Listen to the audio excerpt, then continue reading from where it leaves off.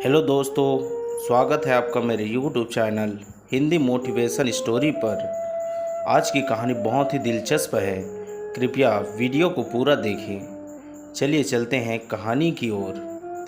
कहते हैं कि दाएं हाथ से किसी की मदद करो तो बाएं हाथ को भी पता नहीं चलना चाहिए। ये सिर्फ एक कहानी नहीं है। अगर इसी तरीके से सभी लोग जीवन जीने लगे तो समाज के पिछड़े लोगों को जीवन में खुश रहने का मौका मिलेगा। चलिए इस बात पर एक कहानी पढ़ते हैं। जापान के टोक्यो शहर के निकट एक कस्बा था जहाँ के लोग काफ़ी खुशहाल जीवन जी रहे थे।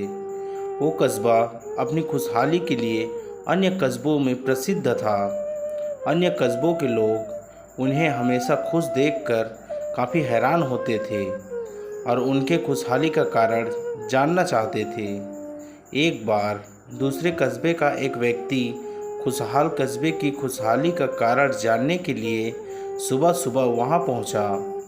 कस्बे में प्रवेश करते ही उसे एक कॉफ़ी शॉप दिखाई दी। उसने तय किया कि वो वहीं कॉफ़ी शॉप में बैठकर चुपचाप लोगों को देखता रहेगा, उनका निरीक्षण करेगा। वह धीरे धीरे आगे बढ़ते हुए शॉप के अंदर लगी एक कुर्सी पर जाकर बैठ गया। कॉफ़ी शॉप शहर के बाकी रेस्टोरेंट की तरह ही थी। उस शॉप में बाकी सब तो सामान्य था, पर वहाँ उसे लोगों का व्यवहार कुछ अजीब लगा। एक ग्राहक जो उस शॉप में आया, उसने 2 कॉफ़ी के पैसे देते हुए कहा, 2 कप कॉफ़ी, एक मेरे लिए और एक उस दीवार के लिए। व्यक्ति दीवार की तरफ देखने लगा, लेकिन उसे वहाँ कोई नज़र नहीं आया।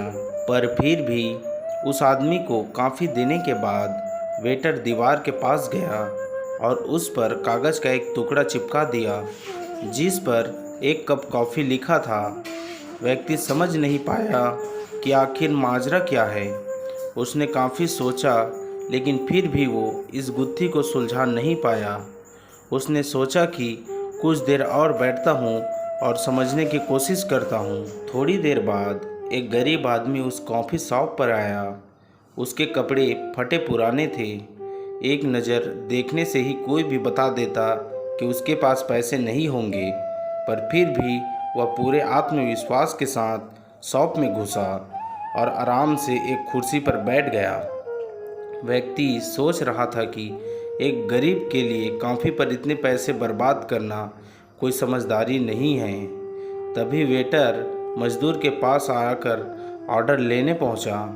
सर, आपका ऑर्डर प्लीज़, वेटर बोला।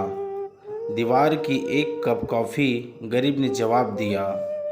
वेटर ने मज़दूर से बिना पैसे लिए 1 कप कॉफ़ी दी और दीवार पर लगी ढेर सारी कागज़ के टुकड़ों में से 1 कप कॉफ़ी लिखा एक टुकड़ा निकालकर डस्टबिन में फेंक दिया।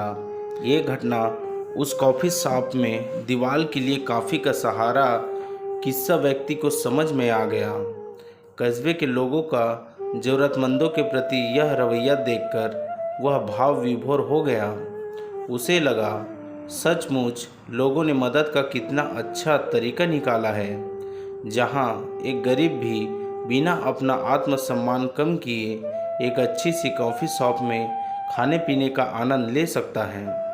अब वह कस्बे की खुशहाली का कारण जान चुका था और इन्हीं विचारों के साथ वापस अपने शहर लौट गया।